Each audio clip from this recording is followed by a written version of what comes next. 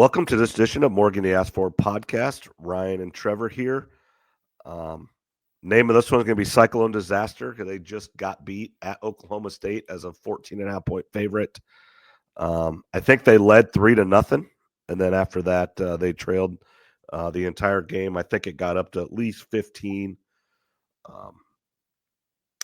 Was about 10 most of the game. They made a little run right at the start of the second half, and then they got it to 4. I think it was 66-62, and then Oklahoma State went back-to-back buckets to get it right back up to 8 and just kind of kept it 4-6 the rest of the way. Again, I would say it's not at full strength. When everybody plays, they've got one loss, but they've got, unfortunately, Milan missed 7 games, and now Gilbert's missed 2. Curtis Jones missed 1. So I believe that's 7 losses on the year now, and that is it's a few too many. Just that simple. This is one you can't have. And then the home game against Kansas State. Those are the two that you look back and you just say you can't have those two. Those are two teams right about 500, lower part of the Big 12. Those are the ones you can't have if you're a top 10 team fighting for a 2-3 seed. Most of the bracketologists today had Iowa State as a 2 seed. A couple of them had them as a 3. ESPN, CBS had them 2. I think USA Today might have had them as a 3. I think is what I saw today. But just you're encouraged by some. Nate Heisey, who when Milan was out, couldn't hit the broadside of the barn, hit 3 threes tonight, hit several the other night. So you're encouraged by his play, but just not enough from everybody else. Yeah, I was going to try to watch the game. This is going to be probably the first Iowa State game I was going to watch this season, kind of getting into March Madness mode. And then I think it was on ESPN Plus, so I couldn't get it. But I saw the last game and this game, they've had some players out. Now, are these, you tell me, are these injuries that are going to linger into the tournament, or are these just short-term type things going on right now? I think short-term, if you sat Curtis Jones, who played tonight, was sick the other night, which if you can sorry if I'm a little nasally, my nose is a little plugged and everything. Just the whole world is sick right now, it seems like. So, he's our leading scorer. He didn't play against Houston. Keyshawn Gilbert, second leading scorer, point guard, muscle strain. And you can kind of tell going back. I think it's something he probably could play through, but you're getting to a point in the season now where, yes, you want to win all these games. Yes, you want to do this and that, but ultimately it doesn't matter. What happens in the NCAA tournament is all that matters for this season for Iowa State. You need to get to the Sweet 16, at least Elite 8, Final 4. Those two are kind of the expectations of this year's team. And so if you can sit him out for 10 days, but he's healthy in the rest of March, I think it's maybe worth sacrificing these 2 games. Now, this is a game with or without him. You should not lose this game. The Houston game, with everybody 100%, you might lose that game. I mean, Houston's really, really good. And you played them really tough without him. So I don't think this is a season ender or something that's going to – it's going to be something that bothers him. As a muscle strain, it's not going to get healthy this time of year. But nobody's healthy this time of year. It's just the way you played, 30 games or whatever it is, 32 games now. And it's just the way it is. But if you get through this week and next week, and then comes the Big 12 tournament, so you aren't playing as much. The Big 12 tournament could be 3 games in 3 days or whatever, but then you got another week, and then it's a game and a day off, a game and a day off, then a week off, so you're going to have some time coming up that you haven't had. But, just really disappointing tonight. They did not shoot free throws very well tonight. They ended up, I think, losing by 6 or 8. I don't know if that last dunk counted for them or not. It was close. And that's what's so frustrating about betting on basketball compared to other sports is they stole the ball with 1 second left or whatever, and he goes in, shoots a layup, and it matters if that counts or not. Now, not in this game because the spread was Iowa State 14.5. But those are the games that you got a 4.5 point spread or a 3.5, and those last second buckets that mean nothing on wins and losses of the game for the teams, but it means everything for, as Brent Musburger always says, my friends in the desert. Yeah, the the late scores in those games, that's somebody's going to be happy. Somebody's going to be upset with that. I did hear you and Zach talking last week. For Iowa State this year, especially the way the season started, it's not so much what seed they are this year, right, like in years past. It's more, he said it's getting past the Sweet 16. Yep. This year's team is expected to do that, but now with these injuries, some losses here late in the season, is that still the case? I mean, like you said, Sweet 16 at least, but this felt like a team that had a really good chance to get to the Elite Eight in the Final Four the first half of the season. Yeah, I think they do. As long as Gilbert, when he comes back, is pretty much go. It's going to be. I think he really needs to play on Saturday, and just you got to test it out. And as long as he looks like he's 95%, I mean that's all anybody is this time of year. And again, they've only lost one game, a tip-in buzzer beater, when everybody's healthy, to the number one team in the country. That's their only loss with everybody. So you have to be encouraging. The one seed's out of the question now. That was, something that's never happened for Iowa State, and until the injury started happening, that was a real possibility and probably a should have been, but then people got hurt, and that's okay. 2 seed, I think they're probably going to end up being a 3 seed now, I would say. So hopefully they still can get to Milwaukee or Wichita. Those are the 2 closest venues. But you got to win some games here now. Arizona's not easy.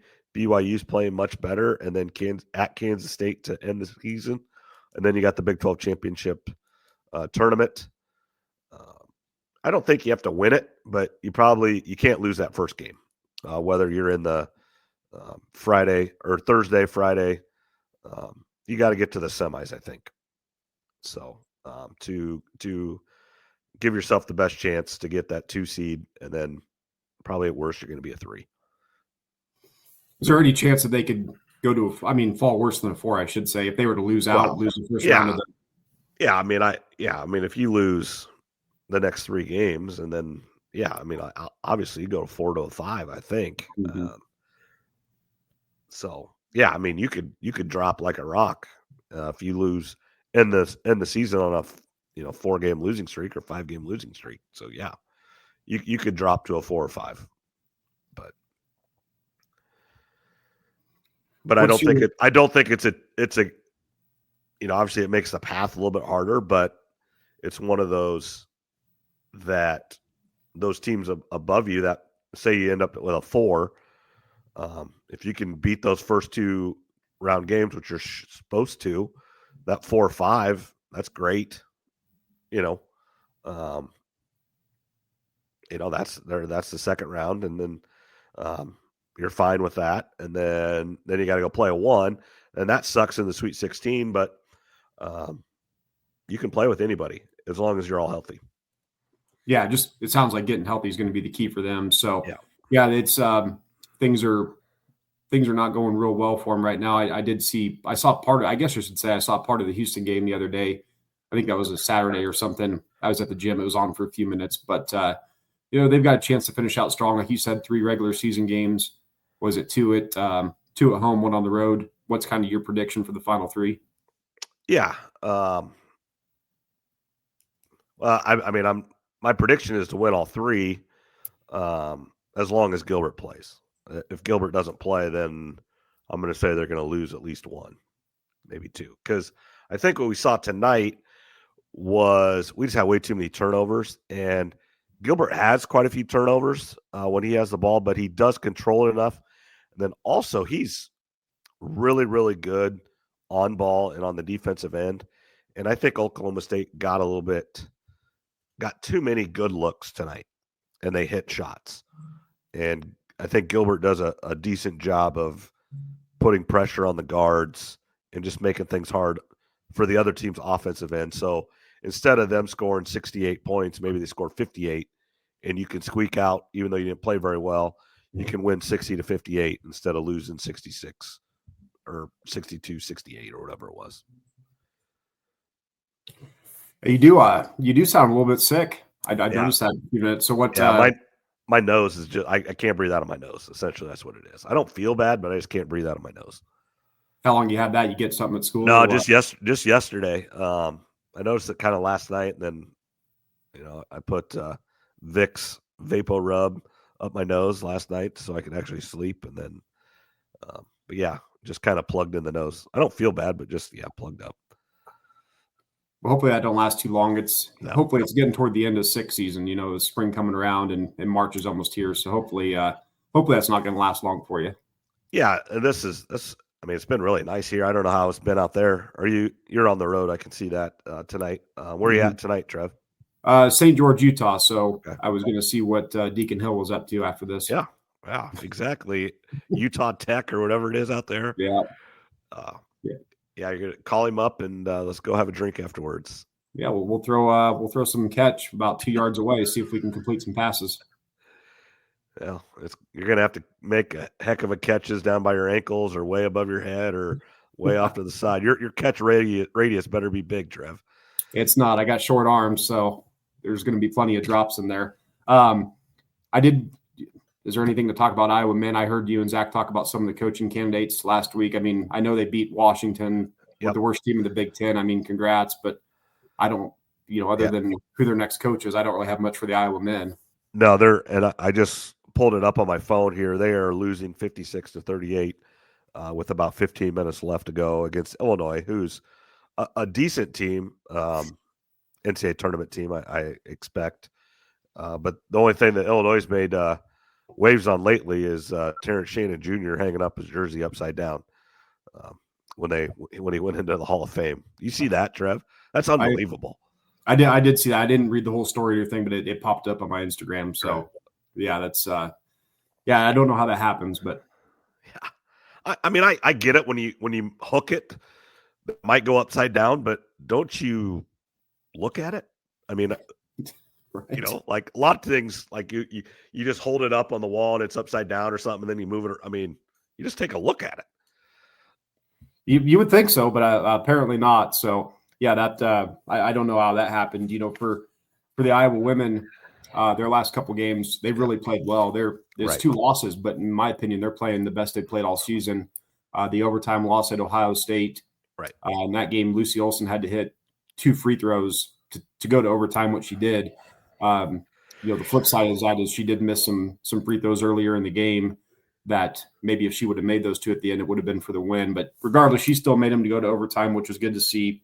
The loss against UCLA, a 2-point loss. One thing I like to see is Kylie Feuerbach is shooting the 3 more now. She's averaging 9.5 points the last 2 games. It seemed like all season there was lots of opportunities where she's wide open and she wouldn't take the shot, or she'd act like she was going to and then drive to the hoop and there'd be a turnover. I don't know if that was a coaching thing telling her not to shoot, but Kylie's a good 3-point shooter. So I'm glad that she's attempting some more threes. If we can get 7 to 10 points out of her a game moving forward into the tournament, Iowa is going to be a tough out. I mean, there are 3 games versus Ohio State, USC, UCLA. Their point differential in those 3 combined is just -3. So they're proving they can, if I looked earlier, they were a 7 seed right now, but previously they were an 8-9. The 8-9 winner has to play the 1 seed in the round of 32. They're probably going to lose that game, but they have proven that they can play with anybody just about. So I don't think it could be USC, could be UCLA, and they're right there with them. Mm-hmm. Yeah, I don't think any of those 1 seeds would be real excited to see Iowa, given the experience that they've had the last 2 years of all the players that had that tournament run. The tournament's not going to be too big for them. Lucy Olson has been playing a lot better down the stretch here. And like I said, Kylie's starting to shoot the ball a little bit more. So I know they've lost 2 straight, but I've been really impressed with them. And they're definitely going to be a tough outcome tournament time. And speaking of Kylie Feuerbach, I was this last weekend. My son Tyler was in a basketball tournament up in Ames, and we played at all Iowa Techs, the gyms there and everything. And they have pictures plastered all over. National championship runner up, and Feuerbach was on that coming from Illinois, and I just driving over to Ames once or twice a week doing that, but it was Clark and Stolke and Feuerbach. Who else was it? Aubrey Jones. I mean, it's just the who's who of Iowa Jada, I can't even say it. What's her last name? The one that does all the TikTok stuff and everything. I can't say think of how to say She's her really last. good friends with like Caitlin. Mhm. She's from Urbandale. She went to Right. Johnston. Doesn't play really, but good Mhm. friends with them. And she was on that team. And it was just kind of the who's who. That Dennebeer from Drake was on it. I mean, it was a who's who of Division I basketball players out of Iowa and the surrounding area. And just interesting to see who was all on that team. And then some of the ones that are on that team that you never heard of, whether they went and played a different sport in college or just didn't, they decided not to play or whatever. Yeah, definitely a lot of talent there that you're talking. I did hear you and just thinking of basketball in general, you and Zach talking last weekend about All-Star Weekend in the NBA and the Yeah. dunk contest. I kind of have a theory on at least the dunk contest. It's not so much, in my opinion, that some of the stars aren't doing it. And you tell me what you think, because I'm a casual on it. I feel like a lot of the dunks are just played out. I feel like I'm watching a lot of the same dunks. And it's not to take away that they're amazing. I mean, but I feel like I've seen a lot of people jumping over ladders, cars. Yeah. It The just creativity's gone. yeah, maybe that's it. I don't know if you can really fix that per se. There's still amazing dunks. I mean, there's very few humans that can do that stuff. Right. But did you like my take that, used to be Michael Jordan got $100,000 in 1990 to win the dunk contest. Well, he was only probably getting paid $1 million a year. So that was like 10% of his salary. Mm-hmm. You think that's some of it? And now you get $100,000 and you're getting paid $60 million a year. Well, $100,000 doesn't mean a whole lot. No, I definitely think that's a big part. And I'm going to piggyback off Zach's idea. What he said is, why don't we just open this up to high schoolers? And Right. one thing I was thinking about is on the men's side, you could have 50 participants, one from each state, come to the dunk contest, and you could have a women's bracket too, where you do like a 3-point contest. One representative from each state, fly them in on Thursday or whatever. Right. Friday night of All-Star Weekend, you have the opening round of the dunk contest and 3-point contest, and it gets smaller and smaller as the weekend goes on.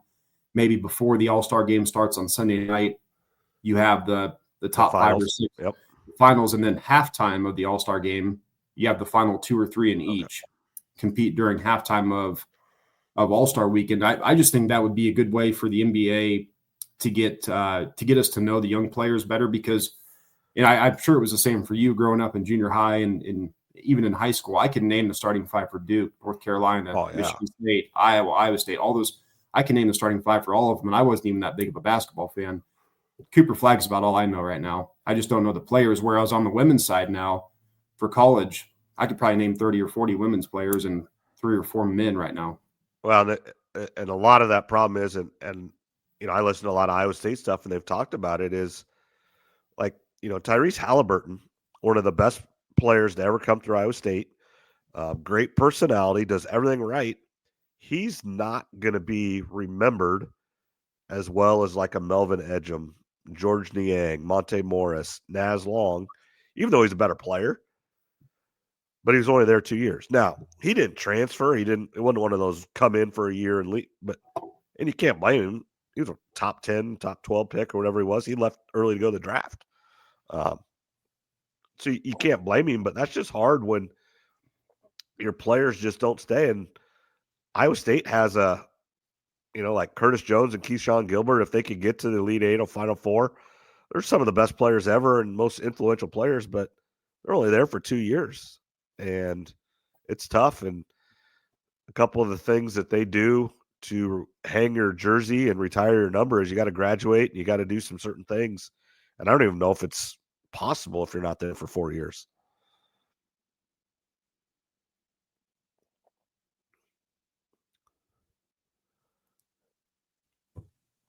Trev, you back? I think you froze. I'm back. Okay. I'm back. I think Trev froze for a second there. No, but just it's hard for Iowa State and any team, and you're right. And here's the other thing: just when you watch the NBA, and I don't know where any of these people go to college. Mm-hmm. Like they don't go to Duke. I mean, the very few people, they don't go to North Carolina. They don't. They a lot of them went to some random school for a year, and they have all kinds of talent and lot of European players anymore, or they went overseas right away, or right now you got a little bit of that G League Ignite, which that's went away now, but now those, people are getting drafted and stuff from these. But yeah, I mean, you look at Iowa State's team, they're a top 10 team, and there's no certified NBA player there at all. Not one player. If you look at one of the many reasons, one of the big reasons that Caitlin Clark is so famous, other than she's great and the whole state of Iowa backed her for all those years, it was that she was at Iowa for 4 years. She didn't blow up until junior season. Really, after that Indiana walk-off game winner, that's when it started to really build going in the tournament. But it was that junior year tournament run, knocking off South Carolina, the Angel Reese in the championship game, and then everybody's like, oh, wait, she comes back for another year. Oh, wait, Angel Reese comes back for another year. We get to see possibly round 2. I saw an article that the WNBA, during the CBA that they're going to have after this next season, there's some talks maybe of allowing one and done in women's college in the WNBA. If I was a commissioner of the WNBA or any decision makers, I would instantly say, no way we're doing this. We're not going to make the same mistake that the NBA and men's college basketball did.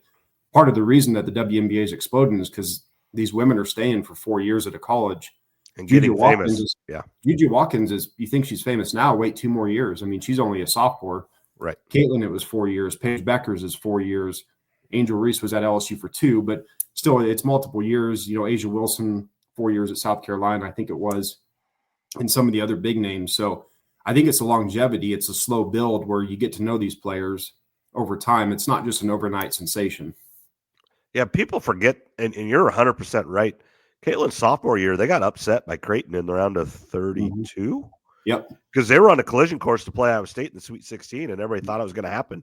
And Creighton, and their head coach is from Guthrie Center, Iowa. He's just a little bit older than I am. He beat Iowa in the second round, and then he beat Iowa State in the Sweet 16 round. Yeah, that was a heck of a run by them. So, I mean, if Caitlin Clark could have gone one and done, let's say that was in play, so that she's in high school and they tell her, hey, go to Iowa for a year, come out, you'll be the first pick in the WNBA draft.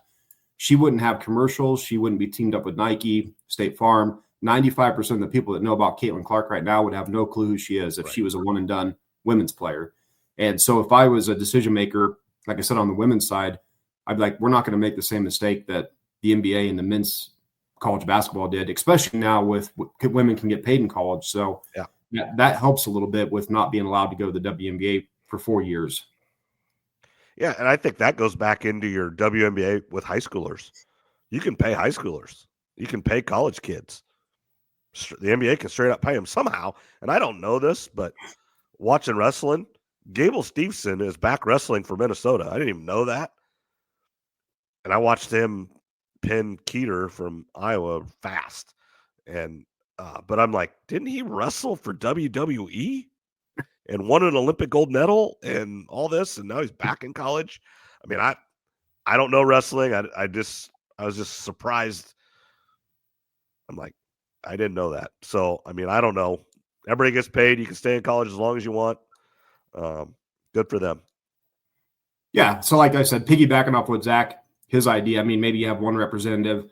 It's so-and-so from New Mexico, so-and-so from Montana, and it gets the entire country invested because there's a male and a female player from each state that's participating. They're going to be on TV, and it's a way to introduce us, or I should say me more likely, the casual fan. Okay, who are these players? Where are they? You could maybe do like a 30-second introduction with a bio. Right. Hey, I'm going to college here, or here are my top 3 schools. You get to know them before they get to college. Then you can kind of follow their journey along. So I think it'd be worth trying. I mean, it really can't get any worse than it is right now. No, and you travel to a lot more NBA towns and out west where college sports in general aren't as big. Is the talk on how bad the NBA is out there just as much as it is here? Or do they even talk about the NBA? I mean, Well, the Nuggets are a big topic in Colorado just because they're really good. Right. No, the NBA the NBA is in a weird spot because for as bad as everybody says it is, they just signed a massive deal recently. Right. They're still talked about all the time. I mean, it's NFL, college football, and then hockey had their their 15 seconds of fame. Right. That's not going to last most likely, because it's a patriotic thing. Anytime you do, you get America going, that's going to help boost the ratings and stuff. But basketball, for as much as, and I agree, the NBA is in a weird spot, but it feels like for as much as they get crapped on all the time, and rightfully so, in my opinion, with a lot of stuff with the load management, they're still in the news. I mean, the sporting news all the time, though. Right. Yeah. I mean, they talk about LeBron every day on ESPN. I mean, right. I mean, good, bad, or indifferent. I mean, it's not always good, but publicity is still publicity. Even though they're bashing the NBA, they still talk about it every day.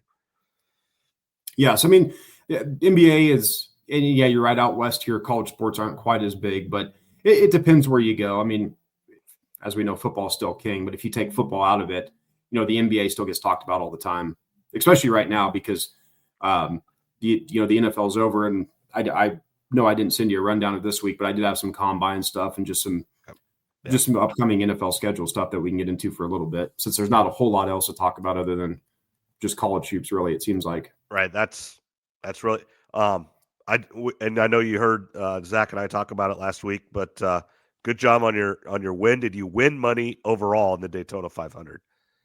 Yeah, so I heard what you said. So I had 10 drivers. Yep. And I had William Byron at 17-1, $10. So I got 180 back, but I had $87 combined on 10 drivers. So about $8.70 per driver. Some was a little bit more, some was less. So basically what I do when I always pick between 8 and 12 drivers. This year I had 10. My goal is, no matter who wins of my 10, I at least want to double up. Yeah. And then there's some guys where I'll come close to tripling up on my money. So I basically doubled up on the money. Yeah. Good. And like I said, our friend Doug DeCock also hit with it too. And I don't know what all he bet or ever, but he's good dude as well. Any other basketball topics? It's kind of Florida lost tonight. I think they were ranked third now. It's really Duke and Auburn, I think, have separated themselves to everybody. And I know this isn't your wheelhouse, but Duke and Auburn, and then there's a little bit of a gap, I think. And then, Florida, Houston, Alabama are kind of next. Michigan State, Tennessee, Iowa State, I think, are next. Iowa State might even fall down to this next group now, but then it's St. John's and A&M, Wisconsin, kind of in that group as well. Are there, and maybe you don't know off the top of your head, but is there any sort of sleeper team that you could see going on a run that's not going to be one of the top 4 seeds in the tournament? I would have to dive into that a little bit. Kansas would be in that situation. Preseason number 1, they beat Duke, they beat Michigan State. They're not playing good right now, but if they start clicking, they have all the talent in the world.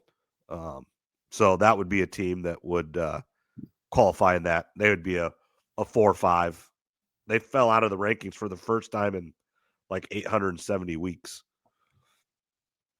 Yeah, I'm gonna have to get online and get on the old KenPom rankings and see if I can find a team in there that's, what is it, top 30 offense, top 30 defense, or maybe it's top 20 offense, top 20 D. I mean, most of those teams are in the top 10 anyway, most likely. But I'd say most of them are top 10 in both. Right. I'll have to get on there and see if I can find 1 or 2 to maybe throw a little bet on, just so I got a team or 2 to root for outside of Iowa State. And now Drake had a big win over you and I the other day too, right? You watch any of that? I watched the end of it. That's when I got home from Ames with Tyler's tournament. Just really good win. Won the Missouri Valley a share. I think they play tomorrow, and if they win that, then they win the whole thing by themselves. Really good game. UNI's another one of those teams that they're probably going to face each other down in St. Louis. And you just in general, it's scary if you're Drake, because the problem with conferences like that now is it doesn't matter what you do. They got they're 25-3 or whatever they are, but if they don't win the Missouri Valley title, they're not going to the tournament. And that's unfortunately the reality, and it sucks, but that's what it comes down to, those 3-4 days in March in St. Louis. Yeah, so the regular season champion, that it's got to be the tournament. They've got to win that to basically. Yep. So second place probably isn't even going to have a team out of there. Probably not. Like last year, Indiana State. Remember, that big guy from Indiana State. What they call him? Kareem. Yeah, I think I know. I think I remember who Yeah, you're talking about. they were really good, and Drake upset them to get into the tournament. I think they were the 1 seed. They didn't go. They went to the NIT. It's just unfortunate that those small conferences just don't get more than one, and unfortunately, it's going to get less and less. Even though they're going to expand this tournament, which I don't like at all. That's a whole different topic for another day. But it's going to go to 72 or 76, I think, is what I read. But it's just going to be more middle of the pack, Big 12, Big 10, SEC teams, ACC. I mean, you're going to get the 16 and 14 team that has 8 quad 1 wins and losses, and Drake's going to be 29 and 3, but only have 1 quad 1 win. I mean, that's just going to be the argument. Yeah, with 64 teams plus all the play-ins, you think you could find a place for a team like a Drake or others throughout the country at these smaller conferences. But yeah, when the big conferences are running everything, the Big 10, SEC, Big 12, ACC, obviously the networks want more of those teams in bigger markets. Yeah, when Drake and Bradley are playing somehow in the NCAA tournament, I mean, yes, people still watch, but it is not like Iowa State versus Duke. I mean, you could put in a lot of different teams, but yeah, I mean, that's just the reality of it. Yeah, we like the upsets a little bit, but in the big scheme of things, everybody wants the big dogs. Yeah, I mean, for the most part, I mean, the opening round, the round of 64 and the round of 32, that's where the smaller schools, it probably really doesn't matter because everybody's watching. Right. I think it's once you get to the Sweet 16 and on, you got to have some of the blue bloods in there.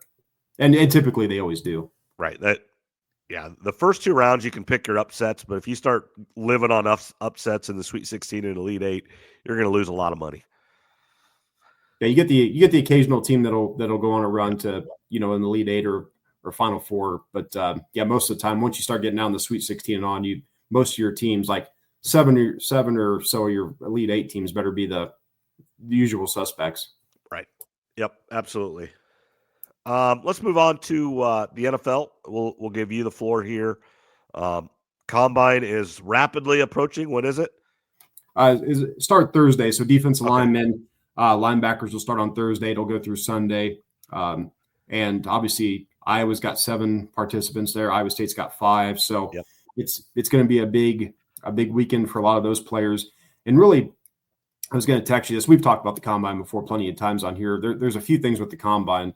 One is it's a big social event. For a lot of deals are going to start getting done, contracts, trades.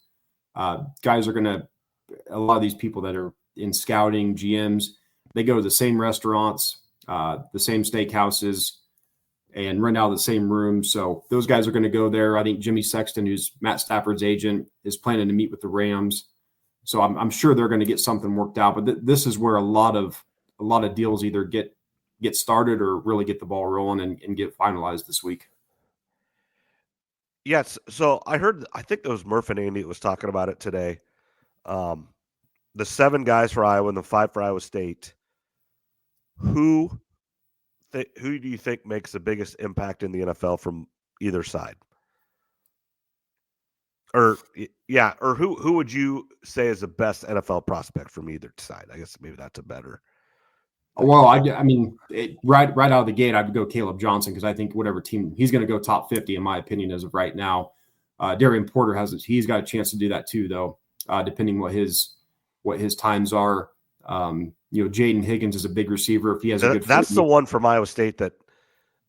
Now, I do think Darian Porter is going to get drafted first from Iowa State, but I would have, unless there's an injury or something, Jaden Higgins is your 10-year NFL receiver, and I also think Jalen Noel is as well. Obviously injuries can derail anything, but I think those 2 receivers for Iowa State is kind of just what the NFL wants.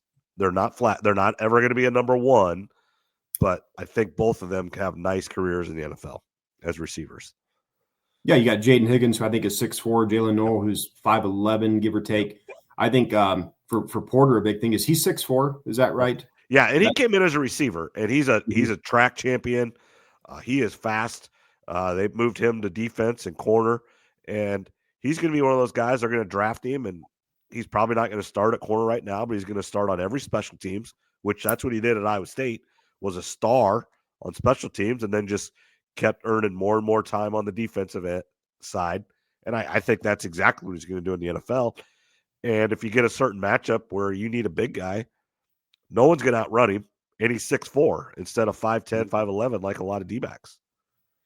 Yeah, that height, if he has some good speed, good vertical, three cone and all that type of stuff, being 6'4", he could really jump up. I mean, you got Luke Lachey, the tight end. Iowa tight ends usually always end up good. I was say that was Andy Fales' pick. He's like, Caleb Johnson. Running backs are still kind of hit or miss. He goes, Lachey, he's been hurt, maybe not utilized big time at Iowa, but he goes, well, either was George Kittle, and look what he's done in the NFL.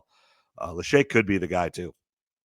Yeah, and then you got one of my favorite Iowa players, Sebastian Castro, who I think if he goes to the right team can really have a nice NFL career. So it's a big weekend. And then what the combine does is it sets the market for the players. It doesn't determine how good they're going to be.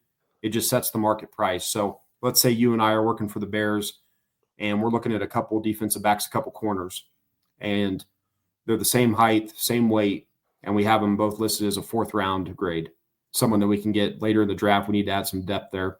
Well, the combine happens and one corner runs a 4.5 40 and he's right at middle of the pack on the vertical. Okay, he probably stays right at that 4th round grade. The other corner, who we like just the same, goes out, runs a 4.33 and has the best vertical of the weekend. Well, we know, okay, well, he just jumped up to the 2nd round. So that's the price you're going to have to pay. It's like, everything's online now, but if you go to look at a new house on the same street and they're right beside each other, 2 houses, and they both look nice. You go inside one house, it's 1.5 baths, and the kitchen's okay, but kind of small. You go to the next house right next door, it's 2.5 baths, and it's a bigger, nicer kitchen. It's got an island in it. You're probably going to have to pay more for that house, right? So again, it doesn't determine how good they're going to be. It's the starting price. It's the market price that gets set. So some of these guys are going to jump up. It doesn't mean that they'll be any better or any worse. It's just the price you have to pay to get them.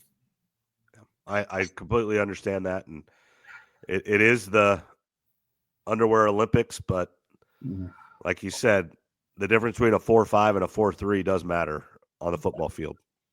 Yeah, if you got the same grade on them, I mean, that can make a lot of difference. There's some other drills too out there that, history says if players don't break this time, like a 3-cone drill for defensive linemen, their chances of being good are pretty slim. And like I said, it's a lot of networking. St. Elmo's a famous steakhouse there in Indianapolis. A lot of guys will go there and they'll get deals done. I mean, deals are typically always easier to get done in person. Go sit down, have a nice steak, a couple glasses of wine or bourbon. Everybody starts relaxing. It's usually a good way to get deals done. So that's what this week really is. And then, March 12th will be free agency will get started.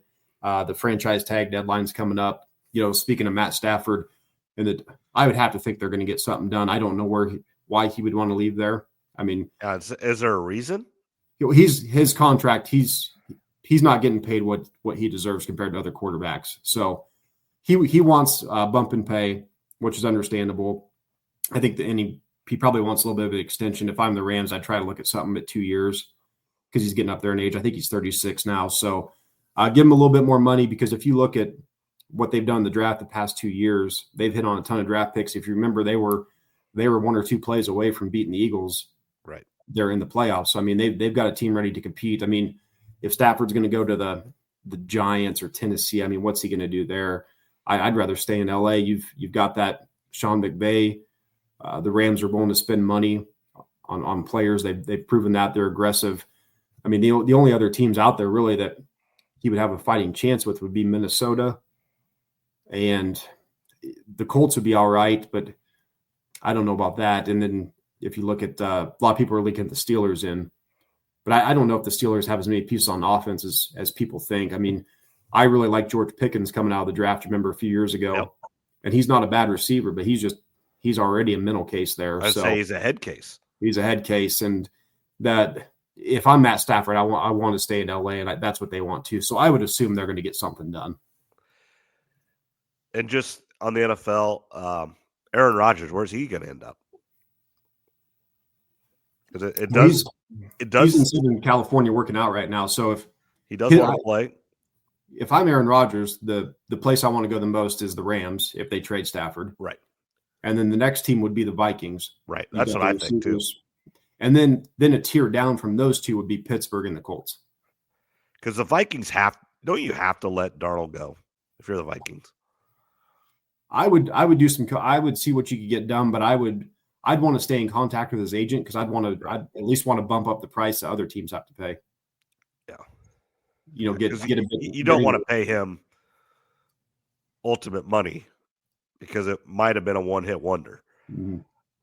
But yet, yeah, if he goes somewhere else and is really good, you're going to really hate yourself.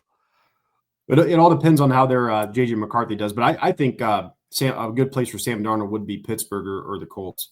Pittsburgh's they're picking whatever they're picking 20-some. They're not going to get one of the two quarterbacks more than likely. So I think he would be a good player for a couple of years to fill that void. Yeah, just everything's fascinating. Just the player movement now, and Myles Garrett wants to trade, but then now the Browns say they're not going to trade him. I mean, I guess they don't have to, but I don't know. It's weird. And then you got the NBA where they want to trade and whatever, and they get it done. They just say, "Screw you, I'm not playing." The NFL's not quite like that. No, and if I'm buried with the Browns, I wouldn't want to trade Garrett either, but he may force their hand here eventually. And with that Deshaun contract that they gave out, they're in a pretty tough spot right now. If you look at the NFL draft, the first 9 picks, and we did this last year, I told you one of these teams is going to surprise. But if you look at the draft, you got the Titans, Browns, Giants, Patriots, Jaguars, Raiders, Jets, Panthers, Saints. I think that's the top 9 picks. One of them is going to be in the playoffs next year or next season. Yeah, one of them will make it. Yep, absolutely. Last year we went through and we said I ran off like 8 or 10 teams. Well, I think 3 of those teams ended up making the playoffs. So there's always a surprise team, maybe 2. So I don't know who it's going to be yet. We'll have to see how the free agency and the draft plays out. I did tell you a couple weeks ago I was going to do a little test just for fun of players that I think are going to be good just based on their name. Oh, yeah. Their name only. So I did have some names written down, and these are not like first round guys, at least not yet. But I want to hear what you think. So I'll start with Jack Nelson, offensive tackle, Wisconsin. Sounds like a big white guy from Wisconsin. Yep, that sounds like a 10-year starter for the Broncos. That's it. Sticking with offensive tackles, you got Anthony Belton from NC State. That sounds like a 7-time Pro Bowler for the Baltimore Ravens. Doesn't? I mean, that's just a good name for an offensive lineman. Yeah. You got Jalen Reed, the safety for Penn State. Jalen Reed's a good safety name, I think. Yep. Dylan Sampson, running back for Tennessee. Oh, that one's not as much, but yeah. Not as much. And then a couple linebackers. Jack Kaiser, linebacker, Notre Dame. Yeah, and that's and he's your scrappy, tough white guy from Chicago suburb. I don't know where he's from, or he's a Rudy type guy. He's a future Hall of Famer, is what he is. If you came in and said, "Hey, Mr. GM boss, I like this Jack Kaiser from Notre Dame," I'm saying, "Hey, give him $100 million. I don't care. That's a good name. We're signing him right now." And then Danny Stutzman, linebacker from Oklahoma. That's another good linebacker name right there. Anytime you got stud in your name, you better be good. Yeah. So just there's a lot of ways to do it. I've always thought it'd be fun to write down players that have cool names or they look cool in their jersey, just because the draft is a crapshoot anyway. So I've always thought it'd be a cool test to just write down. Those are a few that I'd written down. So we'll see how they just kind of as a joke how they do in the NFL. Yeah, Jack Kaiser, isn't he a 6-year guy at Notre Dame? I mean, like he is Mr. Notre Dame. Yeah, I think that's right. But it's all about the name. I mean, Jack Kaiser, linebacker, Notre Dame. Sign me up. Right. Absolutely. All right. What else you got, Trev?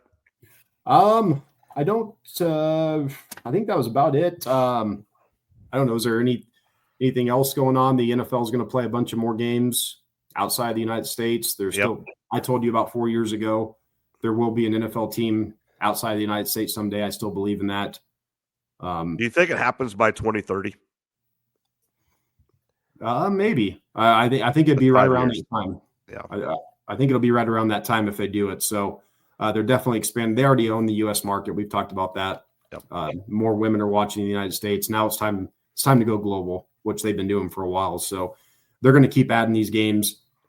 I did see the Travis Kelce's coming back. Is that for sure? Or just the reports from the GM or whatever on their talks. I don't know if he's come out. I saw him just a few minutes before we got started. I was traveling today, so I'd have to go back and double check if he actually confirmed it or not. But I think he still had like 90 some catches last year, 900 yards.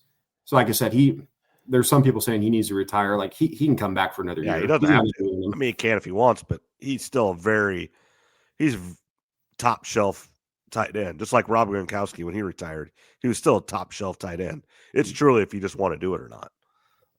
It does take a toll on your body, and they aren't as good as they once were, but they're still really, really good. Yeah, he's not what he was 5 years ago, but you're still going to get production out of him throughout the season. He's going to have 3 or 4 big games, probably versus some bad defenses where he takes advantage. So, yeah, if I'm the Chiefs, I'd want him back for one more year. I would like to see if he'd want to take a pay cut just to open up some of that cap, and Mahomes is going to have to do a little bit of that too. They're both going to have to do it, I think, and I think they will. They understand what this is about. Especially Mahomes. He knows he's trying to chase Brady. That's really the only guy he's got in front of him. So that's a story. The tush push sounds like they're wanting to get that banned. Packers. It won't just be the Packers. There's other teams about a month ago. But they're the ones that I think officially did it. They officially did it. And what they're going to try to do, this was a while back, but I saw that there was a report that Roger Goodell didn't like the tush push. Well, Roger will try to take as much heat for this as he can because we've talked about it before. Roger Goodell's a punching bag. He's a bulletproof vest. He takes the bullets for the league, or as many bullets as he can. So you hear people all the time that say he'll take every bullet and he'll get paid $100 million and smile to the bank every time, and the owners will love him for it, for taking all the bullets instead of them. Yeah, and he's one of the best, that the NFL's ever had. I mean, he's had to go through a lot of stuff.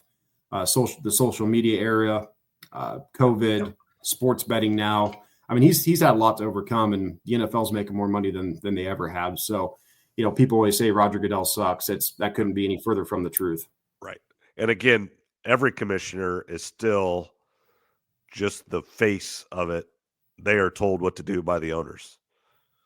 Rob Manfield, Gary Bettman for the NHL, they all do. I mean, what's the NBA guy, Silver? Yeah, they're all just told what to do by the owners. So don't kid yourself. Yeah, they're the punching bag. They get paid a lot of money to be the punching bag and take all the heat. So now the NFL's in a really good spot, but things are going to start heating up. What do we got about March Madness starts at the end of March? It'll be like the first game is March 20th, I believe. March 20th, okay. Because everything's kind of a week later this year, just in general.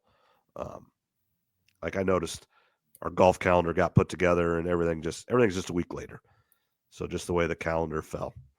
So, and then I know the women's college championship will end a week later. Will be the Masters, or that following week will be the Masters tournament. Sunday will be obviously the final day, and then I believe Monday after the Masters will be the WNBA draft. The WNBA starts on May 14th or 15th, I think, this year. And then I was looking at the Fever starting lineup. Last year, their starting projected starting five, averaged 85 points a game. And then Lexi Hull and Sophie Cunningham on the bench. They're well over 100 points. So there's a real possibility that the Fever are going to be the highest scoring team in the WNBA this season. And I think, it'll be tough to win a championship in her second year for Caitlin Clark, but this is going to be about as good a time as any because there's only 8 teams in the WNBA right now, and they're going to expand here soon. So now's kind of a time to take advantage because the playoffs there's not as many games or as round in the playoffs as there will be in. I think Trevor froze again, but yeah, just in general, the more games you play, the more chances for upsets. Now it does dilute for a little while the players. Right now every team's really good because there's only 8 teams. You go to 10 teams or whatever, that's 30 more players that get a job that right now don't have a job. So the average team, talent-wise, will go down a little bit. That's the reality of everything. When you have more jobs, which is a good thing. I mean, there needs to be more jobs because there's a lot of really good players that can't make it in the NBA, and I can't believe they can't make it in the WNBA. But it will dilute the talent a little bit just because that's the more people you put in it, the more it will. Yeah, and that's why you saw a lot of the free agents or these players, they just signed 1-year contracts because after the season is going to be the new CBA. We know they're going to ask for a lot more money. Besides that, I don't know. It's not, I don't know what else they're going to ask for. There'll be multiple things, but obviously more pay is going to be number one. Yeah, I mean, you think about, I'm a teacher in Southern Iowa, and I get paid more than Caitlin Clark. Now, not overall, but to do my job and to do her job, I get paid more money than her. That's insane. Yeah, and we'll see. They have to start turning a profit here eventually. It's been 30 years, and they've never turned a profit. That day may be coming. We'll have to see. I mean, with the explosion to Caitlin Clark, that's one thing. We'll see if Paige Beckers, Juju Watkins, and some of these others can bring even more fans. But eventually, they're going to have to start turning a profit. However, however they're going to do that. But they can't continue to lose money for 30 more years. Right. Yeah. I mean, there's money. The WNBA can do it if they want, but do they want to? Yeah, it's a weird business. It's the only one out there that I can think of that, for 30 straight years or whatever it is. I don't know if it's exactly 30, but you lose money year in and year out, and everybody just keeps their job. So most businesses aren't like that. So hopefully with Caitlin Clark and then some of the other players coming up, they can kind of get that changed. But no, that's kind of what our schedule's looking like for the next 2 or 3 months here, and then we'll have summertime. But at least I know we found out last summer with the WNBA, that gave us a little bit extra to talk about. Right. Those first 10 or 15 games were rough. Right. But it was good to talk. And just as always, I want to thank Steve Shetler. He kind of forces us to do this every week. He doesn't force us, but it definitely gets us going. And, there's times we might take a week off, but we know we can get on that platform. And, I don't look at that every week and everything, but last week I looked, there was 400 and some views on that. And I want to thank those people that do look at that and watch that and then turn over and listen to our podcasts. And,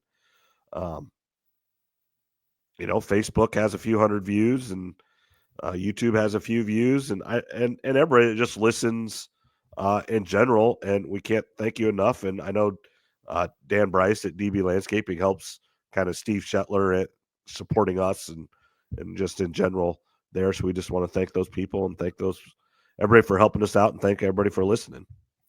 Yeah. Thanks to Steve. Thanks to Dan, the man, for supporting us on there and everybody that's listening. So, I think we got basically stuff now that we've kind of figured out how this goes. We've got stuff year round to talk about now. Yeah. It does help with Caitlin Clark going to the WNBA a lot. Yeah. I will say that, which she's helped everybody and us included. So that's right. No, it'll be fun to see how they do this year. And then we've got some other stuff. I've got some stuff, some ideas, some lists and stuff that we'll do kind of in the summertime when it's a little bit slower. Yep. Awesome. All right. Well, I think that'll wrap up tonight. I need to go put Vicks Vapor Rub all over my face and try to get some sleep here. I'm going to go watch Eddyville Blakesburg try to go to the state tournament girls basketball tomorrow against my old high school. Adair Casey Guthrie Center, ACGC, which is really weird for me to say because growing up we hated Guthrie Center. But they are one school now, so I'm going to go watch them in Norwalk tomorrow night and see who wins. There are a couple friends and classmates and stuff that have kids playing for Adair Casey, and then obviously I've known the Eddyville girls for a long time. Ref a lot of their games growing up, so we'll good. Do that. Yeah. Go enjoy that and get to feeling better. Yeah. All right. Thanks a lot. And thanks for everybody for listening. And again, Spotify, Podbean, Apple, everything. I share it out on all of our stuff. Subscribe, to our YouTube page, our Facebook page, our Instagram page, whatever. I put out a thing today. I do want to thank my daughter, Paige. She made that graphic today for us that I put out. She's kind of getting a little bit interested in doing things like that. So I asked her to make something and she did that. So that was good today. And we'll talk again next week, Trev. All right. Shout out to Paige and have a good night. All right. See you later. Go Cyclones, even though they were not good tonight.